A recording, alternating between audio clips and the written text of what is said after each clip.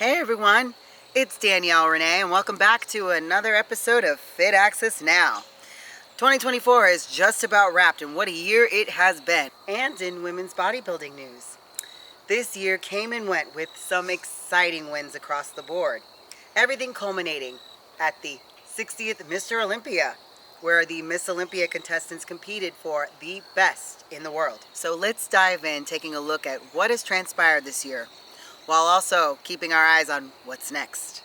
I'm sitting here with none other than the incomparable Miss Sandy Williamson. Thank you so much for joining us today. Oh my God, thank you for having me. I enjoy being here. Yes, it's been quite a busy season for you. You just got fresh off I know, right? I see the breath. It's been quite a journey, right? It's been like that since 17 for me, since I judged obviously a lot before that, but when I retired, retired from my full-time job, it just, and then COVID happened. And we went international. That was the big thing that led to a lot more judging and stuff. So, and then the pandemic hit. So yeah, there's been a lot of obstacles, a lot of changes over the last almost 10 years, well, what, 8 years now, 8 years. What do you think has been the biggest takeaway from the 8 years navigating for you? For me, it's the number of athletes, and again, obviously, I am going to reference females a lot. I do most of my judging and my feedback, and and things with and like these and the podcast, and the live IGs and stuff. It just amazes me every year in a country that has 54% obesity in adults and 28% obesity in children under 18 years old. How many beautiful women grace our stage every year? That's a really good point for the amount of women in the world that are not living healthy. It's been an amazing thing to see. I mean, I haven't been competing very long, but I have followed the sport, and just seeing it in that short period of time, like you said, from the last just 3 to 4 years, it's just grown, exponentially.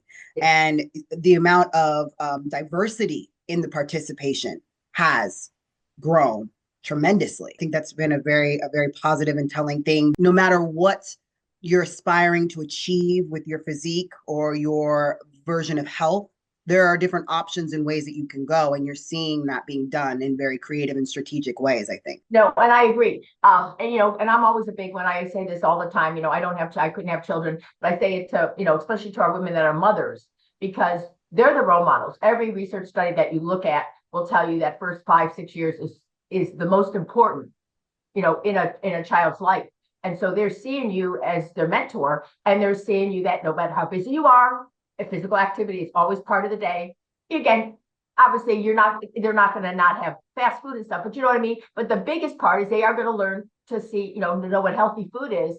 And I see it with people that, friends that I'm very close to, the time their children are like 8 or 9 years old, they love broccoli because it's been part of their diet because of, their parent. That, to me, as a mother, that's got to be the most important aspect of your life. Once you have children, they have to be a priority. And I just think being part of the sport is such a good role model and positive role model for them. And that's really good that you touched on that. But I want to take it a little step back from before you got into this sport, before you got to see it from the lens that you are in now, right? What drew you in initially? I love what this is about.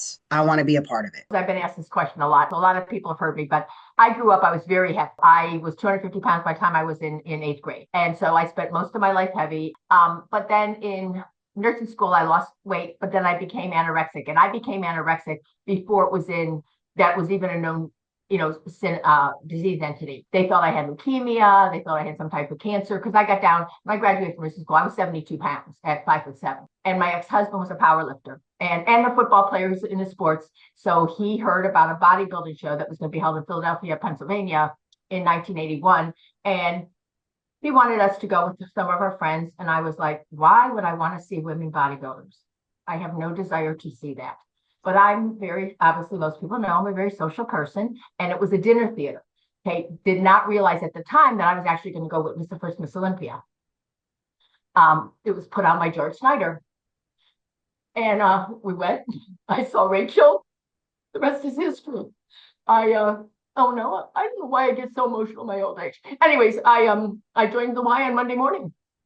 I love the way they look because you have to remember probably even in the 50s, but in the 60s and 70s especially, All our role models were models. You're 5'11", 6 foot tall, and you weigh 110 pounds. That was never going to be me. So to see somebody with curves was like, maybe I could do that. And I was already going to, a spot, because again, where I came from, there was no co-ed gyms at that time. It was women had one gym, men had another gym. Even when I went to join the Y, and people know this, I couldn't. I actually was part of. I mean, I used to go to the Y to swim and stuff, but women weren't allowed in the weight room at that time. So it was actually me and another female. We kept petitioning and bugging them, and finally, like 3 months later, they let us, use the weight room. So things were just really different. You also have to remember, back then, weight training wasn't even in women's sports. You know what I mean? That's evolved since the 70s and 80s. Sporting world's come to realize in all sports that, resistant training is going to help you, in whatever sport endeavor you're involved in. And that included women. Which leads me into my next question, because I love the direction that we're headed. I can speak for obviously being a women's bodybuilder in women's bodybuilding. I love how the division has evolved within the last few years. I think that you're seeing this shift like I saw this year. It's more of a streamline, that feminine look. It's muscle, but it flows. It has a very elegant feel to it. Mm-hmm. And I think that this is going to be a really good direction to be able to show those women, the everyday woman, that, hey, you may not want to get on stage and compete for Miss Olympia. This is what a possibility of femininity could be. So can you talk about what inspired maybe some of the changes that we've seen in the last few years, in particular women's bodybuilding, and what do you hope this will achieve? This has continually happened over the last 44 years. So don't forget, the athletes are really who mold and direct their own division, okay? But some of the women were coming in a lot bigger. You have to remember, judges are, and this is the part that I really do want to get along to, judges are human beings. 99.9% of that, any judge, they want everybody to look at those photos on Monday and go, oh my God, they did the right thing. The stress level for head judges, for any of the judges, but especially head judges these days, is very high. I am sitting here with Miss Beast Queen Olympian Mariah Carey of Muscle. Those are the fans' words, not mine. Miss Hella Trevino. Welcome back. Thank you so much, Danielle. Thanks for having me. Congratulations on just showing what it means to step on that stage, not only showing up with your best package, but like your best version of self. As a fellow bodybuilder and fan of the sport, when we step on that stage, yes, we want to go out there and we want to check all the boxes to win, but it's even better when we check off all those boxes and we're just looking our absolute best. Can you talk a little bit about just what the vibes were on that day for you, how you felt? When you step on stage, it's important, like how you feel. I knew I brought it. I was happy with my package. I was just happy with the improvements I'd made, the conditioning, the whole prep had been just really, really amazing. I love working with my new coach, Boss of Outlaw. Sometimes it's just smooth sailing and it's just everything just worked out. And of course, any prep is hard, but, I was enjoying it. I was enjoying being back. I took some time off, get myself right. I had some injuries, had to recover everything. And I wanted to bring something special when I returned. When I stepped on stage, I felt like I'm something special. I felt beautiful. I felt everything was in place, not just the body, but the hair, the hairstyle, the makeup, the look. You talked about that time away with me when we were just catching up, and I want to take it back to your time away. Can you reflect on some of the things that were going through your mind as you were preparing to go back after that time away? I had 6 months of not being able to train, and then I had a 6 months window to train and get ready. I wasn't my best at my last Olympia. I think it was good for my my confidence that, whenever you have a really serious injury, you're always thinking like, oh shit, is this a career-ending injury? And I think it was good for my confidence to get back on that stage the same year as the surgery, but obviously I wasn't my best because with the time I had to really build my muscle back up and prepare. After the show, I was like, it wasn't like I felt bad or anything. I mean, I was still third that year, but we all know when we are our best and when we are not our best. I was like, when I step on stage next time, I want to look like my definition of women's bodybuilding. I want to come with a package that I think this is women's bodybuilding, that with the definition, with the aesthetics, the symmetry, the femininity, the beauty of a woman's bodybuilder. And I really can say, in my opinion, that's what it brought. Still staying on that trajectory of the break, your relationship with the sport, being in it so long, I'm sure has taken many forms. In this last break from, let's say, the Olympia. So from the Olympia that you did in 2022 till this one, Mm-hmm. how has your relationship with the sport, being a longtime vet, evolved? I mean, I love this sport. People ask me like, how can you stay motivated? Say I don't, because we all have those days where we want to stay home, we don't want to go to the gym, or you want to eat something else on your diet. If you have like a love in your heart for something, it will always be there. I love to train. I love to shape my body, and then it's cool to have a challenge sometimes. It's cool to like you know, shed off the fat and see, okay, what's really here, you know, what have I built? In the time I was off stage, I've just worked on bettering my body and working on myself. Just that peace with yourself, right? Peace with your thoughts. Right. And be healthy, you know, on all aspects. Like we talk so much about the physical aspect of this sport because it's a physical sport, but it's a very mental sport also, because to perform, everything starts up here, you know, like the discipline, the perseverance, the consistency, believing, having faith, I can do it. And I think that's one of the biggest and least talked subjects of all. It's like, it's not that important if you eat 25 or 30 grams of protein per meal, but it's important that you have emotional and mental balance. As someone that's done the same thing, I definitely share your sentiments. We definitely over here on the channel are all about self-care, self-preservation.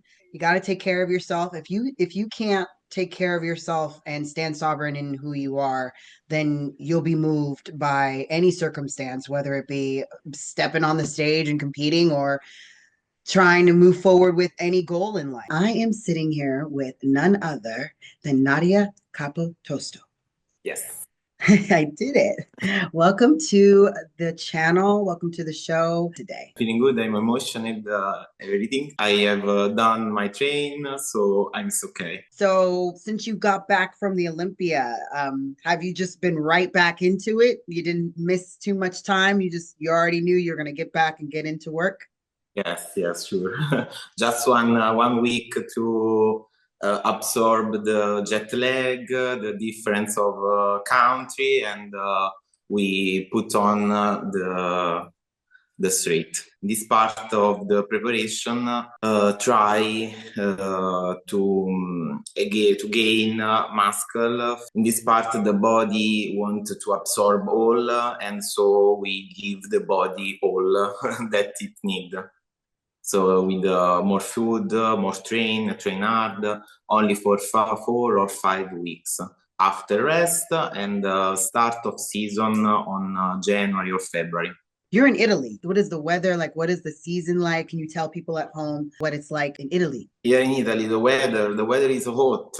Not the same in in the summer, but temperature are just little bit down in respect to the summer. What is the gym culture and the bodybuilding culture like in your part of Italy? Here in Italy, the bodybuilding is not feel the same in the USA or in America or all country of America, because in the South America, bodybuilding is fantastic. It's the first sports that they feel that they want to be.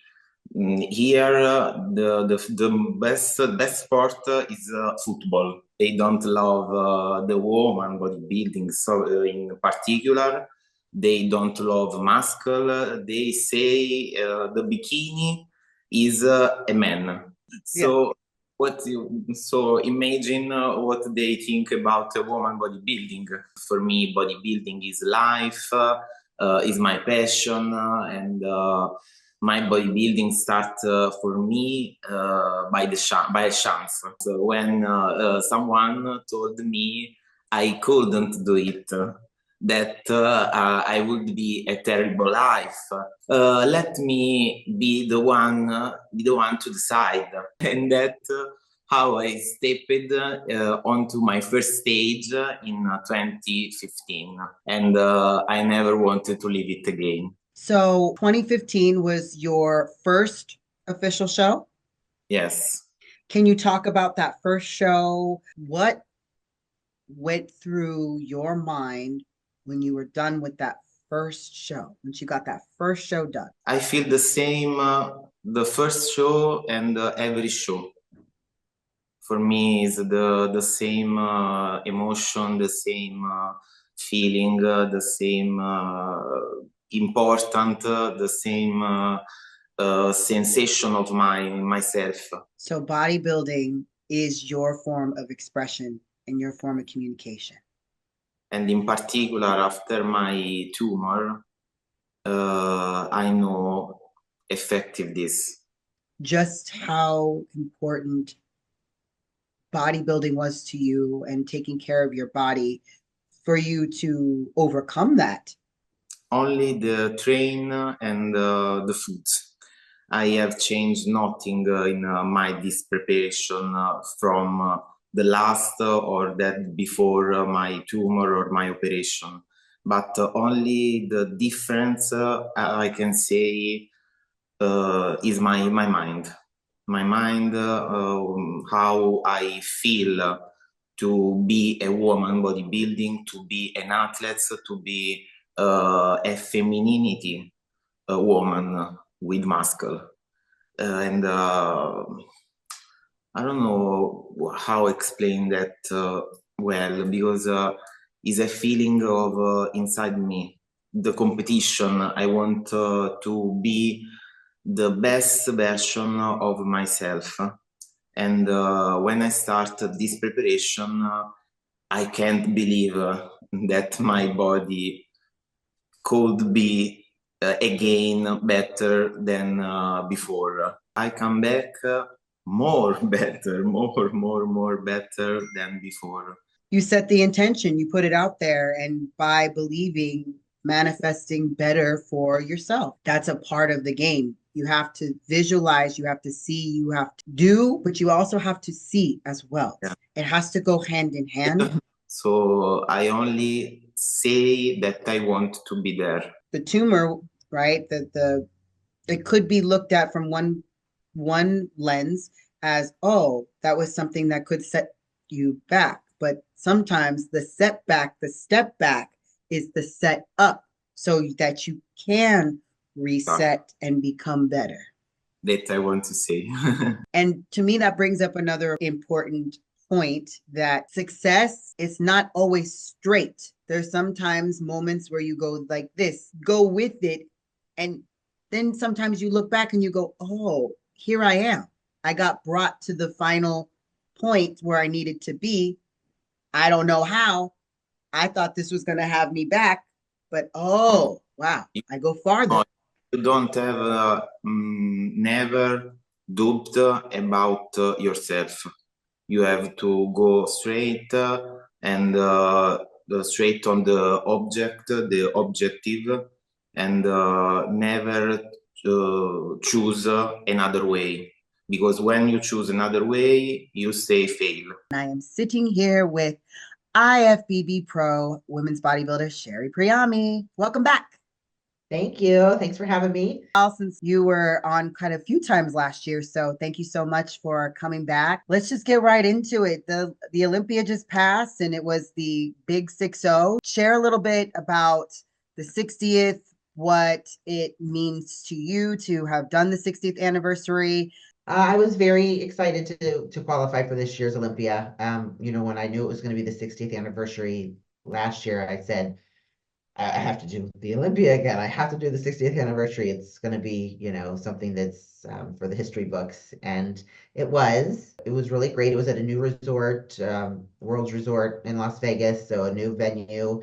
Hotel was great, and the stage was awesome. A little bit different than having it, at a convention center. So it was like in a real theater. Little things like, we get those track suits every year. The one this year had, if you open it up inside, has all the Mr. Olympias and how many, they've won and the years they've won, and just to kind of commemorate that. So, that was a special gift to be given to us. It just had a different feel to it, being, a different excitement, I think, than the year prior, as far as the production that they were making out of things. A couple great athletes retiring, Sydney from figure and Chris from classic. That was really, I don't think it was really shocking for some people, but to do it at that show, it was just, again, a lot of historical things happened. I'm excited that I got to be a part of all that this year. And you got to do it with your coach, Boss of Outlaw.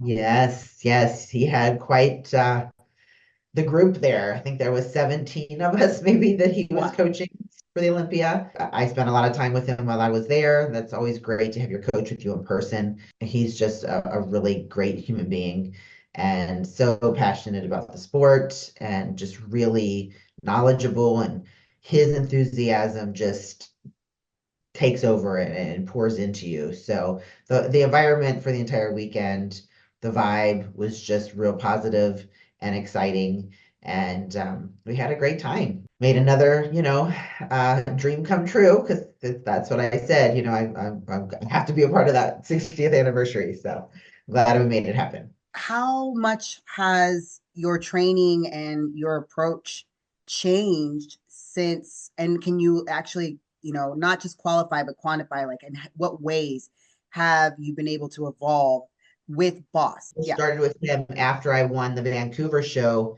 in 2023, which was in April. So we started end of April, early May of 2023. So a little over a year. He's really big on keeping you calm, keeping the stress low, and really has made me understand that sometimes less is more.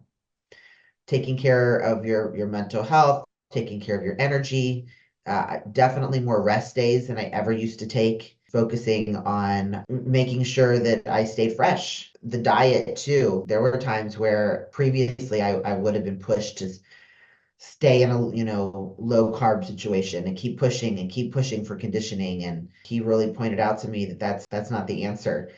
Sometimes you need to feed your body. He is also, really big on form and making sure that the exercises are being, performed properly. Something I really focused on this year, not just intensity. So those kind of things have just changed my perspective on training and bodybuilding, realizing that it's, that you don't have to come off like this hard core train, no days off, kind of bodybuilder. That's refreshing to hear. As a bodybuilder too, I can attest to that being your first mode of operation.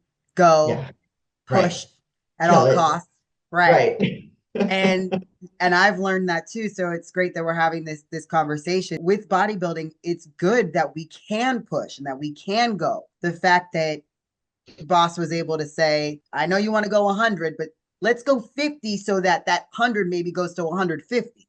Pull it back a little bit, then you go a little bit farther. My previous coach after a show would be like, you can have one meal, and that's it. And boss was like, take 2 or 3 days, go enjoy, go do, I'm like 2 or 3 days. That's Right. like enough. But it really, to me, I'm like, wow, I feel so much more rejuvenated, and my mental state felt so much better, after that I was ready to just get right back to it and do another show. Leads me into my first show, Portugal. I didn't win. I came in second. Probably was a little bit too conditioned for that show. We could have been a lot fuller. Plan on doing a show a week later. I was going to do Tampa like 3 weeks later. Some things just worked out that allowed me to do Chicago unexpectedly. So I message him and I'm like, hey, how do you feel about me doing Chicago in like 6 days? And I'm thinking he's going to be like, no, you ate, you went off plan. We can't, he was like, I said, only tell me to do it if I can show up being my best. I don't want to do it if we're not going to be, you can't be ready. He's like, I'll have you ready in 3 days. Oh, So I'm like, okay. And I trusted that he would. It turned out to be my best look of the year, filling me out, getting me fuller. Definitely was a better look than how I was in Portugal. In Portugal, we were trying to play the conditioning game for sure. Going into Chicago proved to us how much fuller I could be, and that's a better look, for me, as far as I didn't lose my legs. I looked fuller, started to see myself in a different light after that, and realized that we don't have to have that WPD conditioning, for women's bodybuilding. I can still be conditioned, but I need to have some fullness to do well in this division. So it was an interesting season to kind of go through the different phases of my physique and different strategies and see what the best look is for me. And so I definitely think we know it for sure for next year. Every time you're with a coach and they do a show and you go through a prep and it's another year together, they learn your body better and better. So he's been amazing to work with as far as keeping me grounded and centered and positive. I was losing a little bit of my excitement, I think, for the sport. With my last coach. So he's brought that energy back for me, and I'm really grateful to him for that. So I'm excited to give it another shot next year.